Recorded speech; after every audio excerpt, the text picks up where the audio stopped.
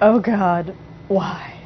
Is it not enough that the world is at war, the national economy is going down the shitter, and Michael Jackson was accidentally killed by a doctor who may or may not have gotten his medical license from a cartoon?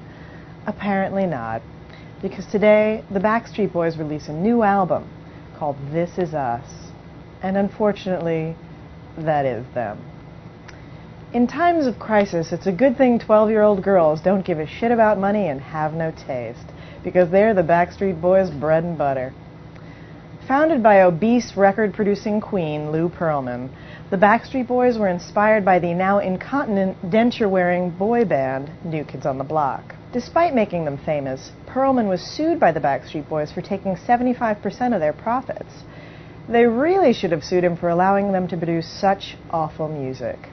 Although even when the Backstreet Boys' popularity waned in the U.S., like all terrible entertainment, they never stopped being huge in Europe. In fact, they were once voted #1 in Germany, followed closely by an uneasy approach to liberal politics and Scheiss films.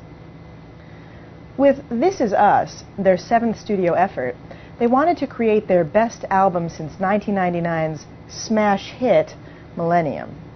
Let me tell you something. The only thing about that album that was a smash was when I ran over it with my car. But like Millennium, This Is Us does promise much more of the same uninventive, soulless music. Only this time it features vampires.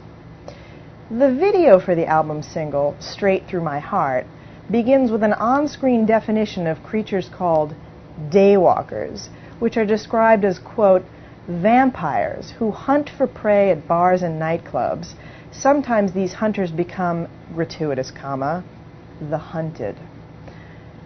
I'm sorry, what? The video then depicts a woman with fangs making out with another chick at a seedy club, while the Backstreet Boys ignore them and continue to dance on stage. A similar scene was observed at this year's Pride Parade. As for the reason for including the vampires, it seems like the Backstreet Boys wanted someone around who would suck even more than they do. Well, boys, if this really is you, then this really is Dr. Biaggi saying, turn it down.